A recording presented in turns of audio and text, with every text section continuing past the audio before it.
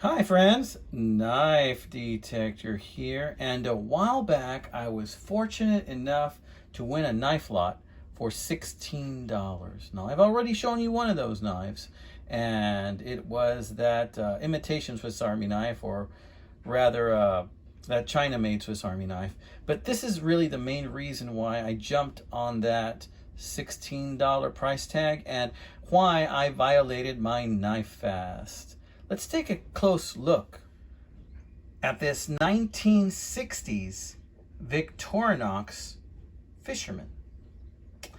Yes, gentlemen and ladies, this is a 1960s Victorinox Fisherman.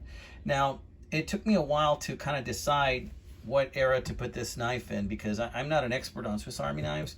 But, you know, there are some things in there, some telltale signs in here that tell me that this knife is from the 1960s as opposed to the 70s and 80s and 90s and so forth. So let's talk about some of those things, shall we?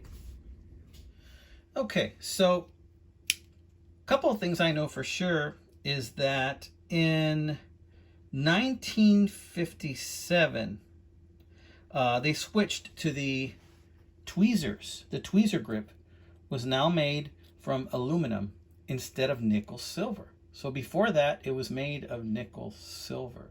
So that tells me that this knife was made after 1957, right?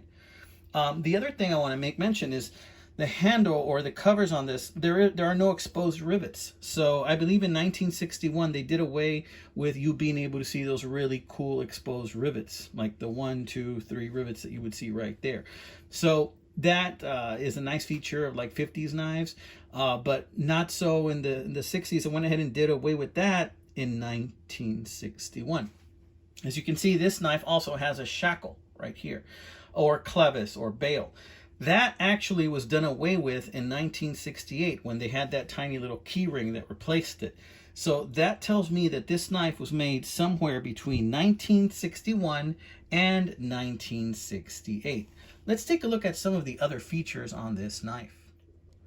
Now, this knife also has the cap lifter wire stripper, and it does not lock into place. As you can see, it doesn't have a mid lock right there where it locks in, but it locks pretty closely in there. And you'll notice that this has a sharpened edge right there. So I don't know what year they did away with that. I know Mark Kaufman does. Mark, please chime in if you see this video, if you have the answer to that. You know, you know, I'm curious to see what year they did away with that to narrow it down even further, right? So that's something, right? And guess what? It also has the Phillips, the square Phillips. Love the square Phillips, but this one has the file in there.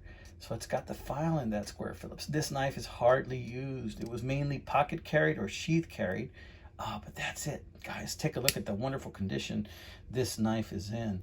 Look at this reamer. There's no hole in that reamer, okay?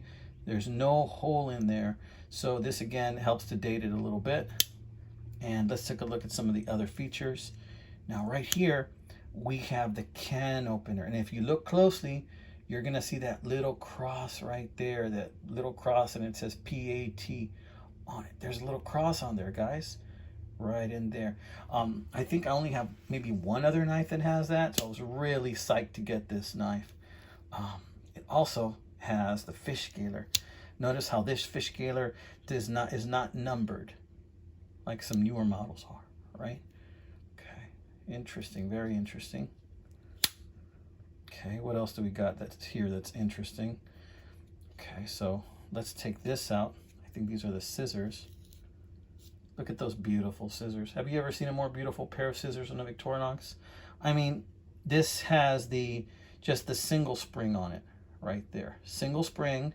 It's got that flat head screw, and these scissors look like they've never been used, guys. Just amazing. Beautiful pair of scissors on that. What else do we have here on this Fisherman knife? Well, let's pull this out. This is the small blade. Notice how the small blade is a clip point. And again, never been used or hardly used at all. I noticed that somebody did put an edge, like they tried to sharpen it on it using some kind of device, but it's not that bad. But you can see it's a little bit uneven, but I'm not a stickler for those things. That doesn't really bother me. But it's there. And this knife is just in amazing condition. Let's take a look at the main blade. What do you say, guys? Look at that main blade, guys. It's still got the mirror finish. Now right in here, you're going to notice a couple of things. It says Victorinox with the small V, Switzerland, and rust-free, stainless rust-free. And right there, look what we got. It's got the crossbow, and it says Victoria, Officer Suisse, Victoria, guys. Look at that. Now, when I first got this, you know, on one of these sides, I think it was this one, it had some scratches right here, as though maybe this had been, I don't know, like on a drawer, just rolling around for a long time, or a toolbox, or a glove compartment. I polished some of those scratches out. But again, this knife is, my guess would be, let's say 1964, 65 on this knife. And this knife is probably, let's see, 30, 50, 52, like 50, between 55 and 60 years old, guys. This knife is older than I am.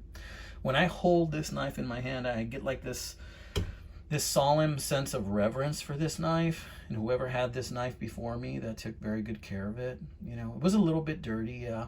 You can tell it's been carried, but somebody showed this knife a lot of love, and they kept it as nice as they could, you know. And when I see something like this, I think about, you know, was this somebody's grandfather's knife? Was this somebody's dad's knife that they took care of, you know, that somebody's willing to part with?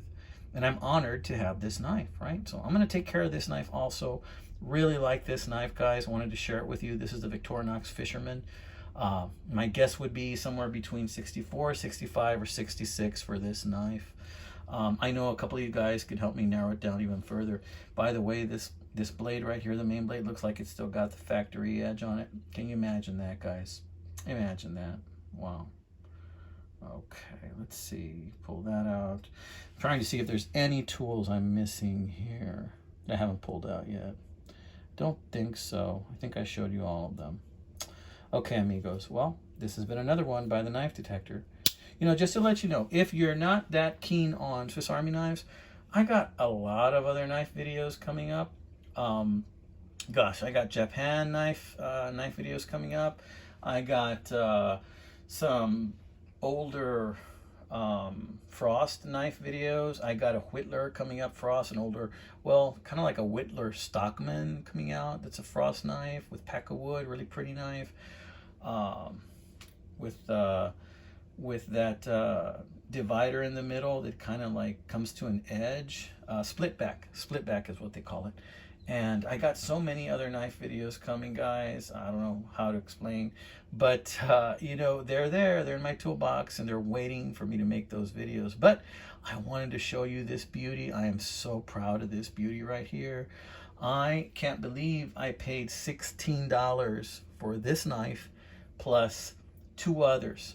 The Master Craftsman is missing the bail, or the clevis. It's missing. It's only got the tips there. The rest of it's broken off. But other than that, it's in pretty good shape. And I'm going to show you that one in an upcoming video. But I also got a Master Craftsman from those 16 bucks. I couldn't believe it. You know, sometimes you buy a knife lot just for 1 or 2 knives, but beware. A lot of sellers are out there, and they know what they're doing. They'll put in one gem of a knife, and then they'll put in a bunch of other knives that are inconsequential just to get you to bid on that knife lot, amigos. All right, friends, this has been another episode of the Knife Detector. You all hang in there. God bless you, my friends. The weekend is upon us. Let's make the most of it.